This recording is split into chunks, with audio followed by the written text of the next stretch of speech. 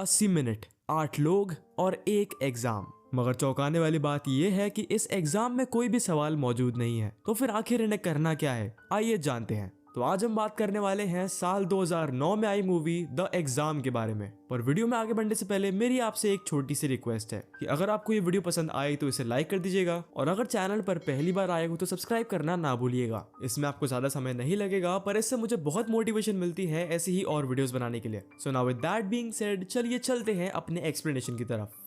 Movie की शुरुआत में हमें 8 लोग दिखाए जाते हैं जो कि एक इंटरव्यू के लिए तैयारी कर रहे होते हैं। ये जॉब इन सब के लिए बहुत इंपॉर्टेंट थी और इसलिए ये सब काफी अच्छे से इंटरव्यू के लिए तैयार होकर जा रहे थे। अब हमें वो इंटरव्यू हॉल दिखाया जाता है जहाँ पर इन 8 के लिए एक एक बेंच लगी होती है। यहाँ पर इस समय बहुत अंधेरा था और हर जगह कैमरास लगे हुए थे। अब ये 8 लोग रूम में आते हैं और अपनी अपनी सीट पर बैठ जाते हैं। कुछ देर बाद वहाँ पर रूम में एक गार्ड एंटर करता है जिसके पास एक पिस्टल थी, और उसी के साथ यहाँ पर एक आदमी आता है जो सबको बताता है कि मैं इन्विजिलेटर हूँ। वो उन सबको बताता है कि तुम सब फाइनलिस्ट हो और अगर आज उन्होंने ये टेस्ट पास कर लिया तो उन्हें ये जॉब मिल जाएगी। वो यहाँ इन सबको बताता है कि इस एग्जाम के सिर्फ 3 रूल हैं। रूल नंबर 1, कोई भी कैंडिडेट गार्ड या इन्विजिलेटर से किसी भी तरह की बात नहीं कर सकता। रूल नंबर 2, कोई भी कैंडिडेट अपना पेपर जाने या अनजाने में खराब नहीं कर सकता। और रूल नंबर 3, कोई भी कैंडिडेट बिना किसी रीजन के रूम से बाहर नहीं जा सकता, और अगर किसी ने भी किसी भी रूल का उल्लंघन किया तो उसे तुरंत एलिमिनेट कर दिया जाएगा। इन्हें यहाँ पर 80 मिनट मिलेंगे और इन सबको बस एक ही सवाल का जवाब देना होगा।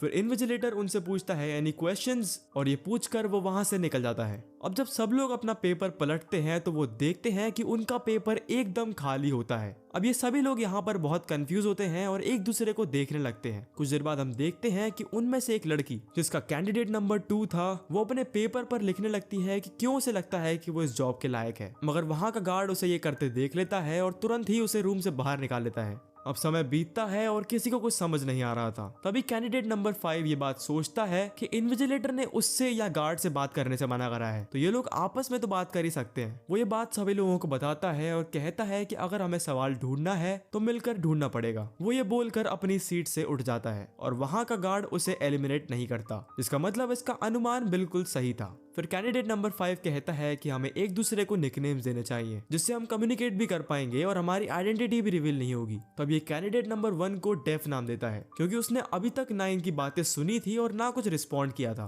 फिर ये बाकी सबको उनके रेसेस और उनके हेयर कलर के बेस पर नाम देता है, जैसे कि एक का नाम ब्लैक होता है, एक ब्राउन, और ये खुद को व्हाइट नाम देता है। अब लड़कियों की बात हो तो एक का नाम ब्लॉन्ड पड़ता है क्योंकि उसके बाल ब्लॉन्ड थे, एक का नाम ब्रूनेट पड़ता है और एक को ये डार्क बुलाते हैं। अब यहाँ पर ब्रूनेट बोलती है कि हो सकता है कि इस पेपर पर क्वेश्चन इनविजिबल इंक से लिखा गया हो, तो वो उठती है और अपना पेपर लाइट के सामने रखती है, मगर उससे कुछ नहीं होता। तब सब लोग बारी बारी से अपना पेपर चेक करने लगते हैं क्योंकि हो सकता है कि क्वेश्चन सिर्फ एक आदमी के पेपर पर हो, मगर ऐसा करने पर उन्हें क्वेश्चन नहीं मिलता। फिर ब्लैक यहाँ बताता है कि इस लाइट में क्वेश्चन देखना इम्पॉसिबल है और हमें किसी तरह की यूवी लाइट की जरूरत पड़ेगी। तभी ब्लॉन्ड ये देखती है कि वहाँ रूम की दीवारों में इमरजेंसी लाइट्स लगी हुई हैं। तब ब्रूनेट कहती है कि हमें किसी तरह एक इमरजेंसी क्रिएट करनी होगी। तब ब्लॉन्ड आइडिया देती है कि क्यों ना हम इस रूम की बाकी सारी लाइट्स को तोड़ दें। अब यहाँ पर कई लोग ब्लॉन्ड की बात को मानते हैं और कई नहीं मानते। तब इस बात को लेकर वोटिंग की जाती है। इस वोटिंग का परिणाम ब्लॉन्ड के फेवर में आता है और अब ये लोग लाइट्स को तोड़ने का रिस्क लेते हैं। ये सभी लोग एक एक करके रूम की सारी लाइट्स तोड़ने लगते हैं और सारी लाइट्स तोड़ने के बाद फाइनली वो इमरजेंसी लाइट्स जल जाती हैं। अब ये सब अपने पेपर लाइट के सामने लगाते तो हैं, मगर इससे भी इन्हें क्वेश्चन नहीं दिखता।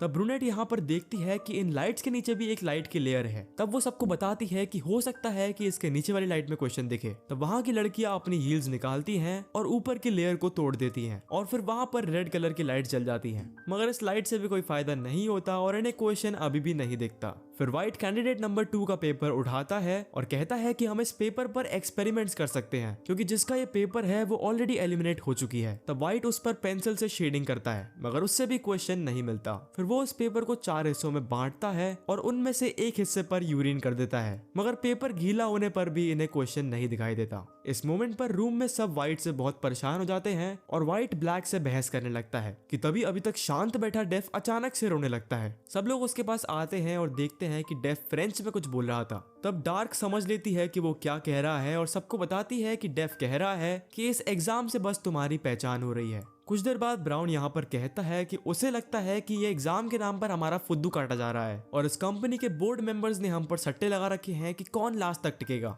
मगर तब ब्रूनेट कहती है कि ये एक बहुत रिस्पेक्टेबल कंपनी है और वो हमारे साथ ऐसा नहीं करेंगे। अब ये लोग इंटरव्यू के लिए तो आए थे मगर यहाँ पर किसी को इस कंपनी का नाम तक नहीं पता था। तब डार्क बताती है कि ये कंपनी एक ऐसी बीमारी की दवा बना रही है जो कि रीसेंट टाइम्स में काफी बढ़ चुकी है। पर ब्राउन कहता है कि उस कंपनी को काफी साल पहले एक बहुत बड़ा लॉस हुआ था और उसने अपनी हायरिंग कट कर दी थी। तब डार्क मना करती है और कहती है कि वो सब बस एक दिखावा था। अब इन सबको वहां पर एक फायर अलार्म दिखता है और ये सोचते हैं कि हो सकता है इसमें कुछ अलग तरह का पानी हो जिससे क्वेश्चन दिख जाए। तो ये सब किसी तरह का फायर सोर्स ढूंढने लगते हैं। तब ब्रूनेट गार्ड के पास जाती है और उसकी जेब में हाथ डालती है जिससे उसे एक लाइटर मिल जाता है। वो फिर एक टेबल पर चढ़ती है और लाइटर को फायर अलार्म के पास ले जाने लगती है, पर हाइट छोटी होने के कारण वो फायर अलार्म के पास नहीं पहुंच पा रही थी। तब व्हाइट एक पेपर को फोल्ड करता है और उसे जलाकर उसे ब्रूनेट को दे देता है जिससे वो फायर अलार्म एक्टिवेट हो जाता है और पानी गिरने लगता है। पर तब वहां पर गार्ड आता है और ब्रूनेट को बाहर चलने को कहता है। दरअसल व्हाइट ने ब्रूनेट के साथ दगाबाजी करी थी। जिस पेपर को उसने फोल्ड करके उसमें आग लगाई थी वो ब्रूनेट का ही था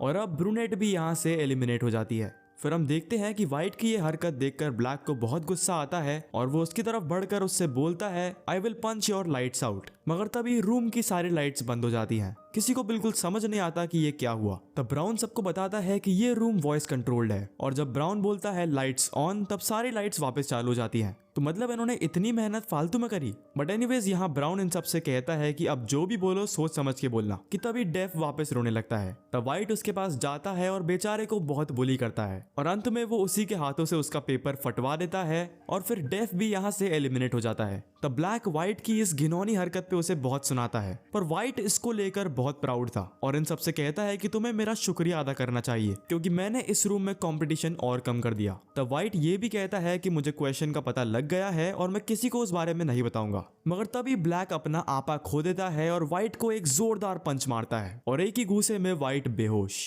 फिर सभी लोग मिलकर व्हाइट को एक कुर्सी से बांध देते हैं और उसके मुंह में एक पट्टी घुसा देते हैं। कुछ देर बीतती है और फिर व्हाइट को होश आता है। वो उनसे अपने मुंह की पट्टी हटाने के लिए कहता है। तब डार्क वो पट्टी हटाती है और व्हाइट इन सबसे कहता है कि मुझे मेरी दवाई लौटा दो। तब हमें यहाँ पर ये पता लगता है कि व्हाइट को वही बीमारी है जिसका क्योर ये कंपनी बना रही है और इस बीमारी को मारने के लिए पीड़ित व्यक्ति को हर घंटे एक दवाई लेनी होती है। तब ब्लैक व्हाइट की जेबें चेक करता है पर उसे वहां पर कोई भी दवाई नहीं मिलती। तब इन सबको लगता है कि व्हाइट अब बस बहाने बना रहा है। पर व्हाइट यहाँ पर कहता है कि जरूर तुम में से किसी ने मेरी पिल ली है और अगर तुम मुझे मेरी दवाई लौटा दो तो मैं तुम्हें क्वेश्चन के बारे में बता दूंगा। और ये बोलते ही व्हाइट कांपने लगता है। सभी को लगता है कि ये बस एक्टिंग कर रहा है पर ब्लैक यहाँ बोलता है कि नहीं, व्हाइट सच बोल रहा है और यही सेम बीमारी मेरी वाइफ को भी थी। अब सभी लोग मिलकर व्हाइट की दवाई ढूंढने लगते हैं पर कोई भी इसमें सफल नहीं होता। तब ये सब लोग एक दूसरे की तलाशी लेने लगते हैं और जब डार्क ब्राउन का टेबल चेक करती है तो उसे उस टेबल के नीचे च्युइंगम से चिपकी हुई व्हाइट की दवाई मिलती है।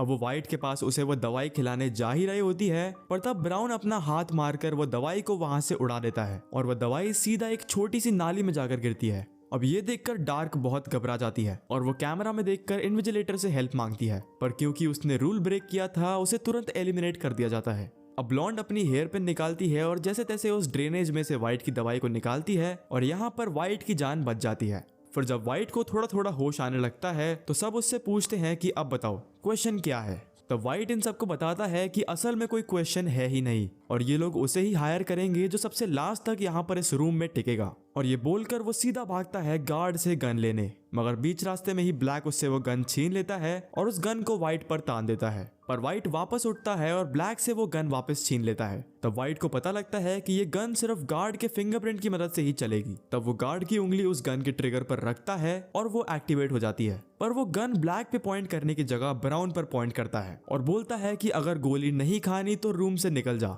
ब्राउन डर जाता है और अपनी जान बचाने के लिए उस रूम से निकल जाता है। फिर वो गन ब्लॉन्ड पर रखता है और उसे भी बाहर जाने के लिए कहता है मगर ब्लॉन्ड शातिर थी। वो रूम से बाहर जाने से पहले लाइट्स आउट चिल्ला देती है और उस रूम की सारी लाइट्स बंद हो जाती हैं। अब ये देखकर व्हाइट वहां पर अंधाधुंध फायरिंग करने लगता है और जब वो लाइट्स ऑन बोलता है तो देखता है कि उसकी अंधाधुंध फायरिंग में एक गोली ब्लैक के सीने में जाकर लगी थी। व्हाइट ये भी देखता है कि ब्लॉन्ड थी तो रूम के बाहर पर उसके पैर का कुछ हिस्सा अभी भी रूम में ही था और इसी वजह से ब्लॉन्ड अभी भी एलिमिनेट नहीं हुई थी। पर तब व्हाइट अपने सामने रखी क्लॉक में देखता है कि इनके 80 मिनट समाप्त हो गए हैं तब वो कैमरा में देखकर इन्विजिलेटर से कहता है कि मैं हूँ इस जॉब का असली हकदार, क्योंकि मैंने बाकी 7 लोगों को हरा दिया है। पर तब वहाँ उसके पास गार्ड आता है और उसे अपनी घड़ी में टाइम दिखाता है, जिसमें वाइट देखता है कि अभी भी टाइम खत्म होने में 20 सेकंड बचे थे। ऐसा इसलिए हुआ क्योंकि जब ये लोग बात करने में बिजी थे तब चुपके से डेफ ने जाकर क्लॉक को 20 सेकंड आगे कर दिया था, और इसी वजह से रूल्स के हिसाब से वाइट भी एलिमिनेट हो जाता है। अब ब्लॉन्ड, जो कि बची हुई लास्ट कैंडिडेट थी, वो रूम में आती है और डेफ का वो चश्मा उठाती है जो कि तब गिरा था जब उसे रूम से बाहर ले जाया जा रहा था। वो उसकी मदद से देखती है तो उसे अपने पेपर पर क्वेश्चन 1 दिखाई देता है, और तभी रूम में इन्विजिलेटर के साथ साथ डेफ आता है। यहाँ हमें ये पता लगता है कि दरअसल इस कंपनी का CEO और कोई नहीं बल्कि डेफ ही था, और वो एक कैंडिडेट के रूप में इसलिए आया था क्योंकि वो इन सब की सच्चाई जानना चाहता था। तब ब्लॉन्ड वहाँ उन दोनों के पास जाती है और कहती है नो। अब यहाँ हमें ये भी पता लगता है कि जिस एक सवाल की बात इन्विजिलेटर ने की थी वो उसने तभी पूछ लिया था जब वो खुद को इंट्रोड्यूस कर रहा था।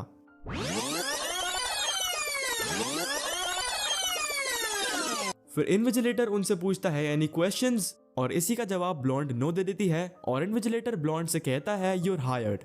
मगर तब ब्लॉन्ड इस जॉब ऑफर को सीधा सीधा मना कर देती है और कहती है कि मुझे ऐसी कंपनी में काम नहीं करना जो कि एग्जाम के नाम पर लोगों की जान ले रही है। तब वहाँ इन्विजिलेटर ब्लैक के शरीर से वो गोली निकालता है और ब्लॉन्ड को बताता है कि ये कोई नॉर्मल गोली नहीं है, और ये वो कैप्सूल है जिस पर हमारी कंपनी कई सालों से काम कर रही थी। ये एक ऐसी कैप्सूल है जो कि शरीर में जाते ही इंसान की 90% बीमारियों को मार देती है। ये देख ब्लॉन्ड जॉब एक्सेप्ट कर लेती है, और इसी के साथ ये मूवी यहाँ पर खत्म हो जाती है। तो ये थी द एग्जाम की पूरी कहानी। अगर आपको ये वीडियो थोड़ी सी भी अच्छी लगी हो तो इसे लाइक कर दीजिएगा, और फ्यूचर में ऐसी ही और वीडियोस देखने के लिए चैनल को सब्सक्राइब करना ना भूलिएगा। मैं मिलूंगा आपसे अगली वीडियो में, तब तक के लिए थैंक यू फॉर वॉचिंग।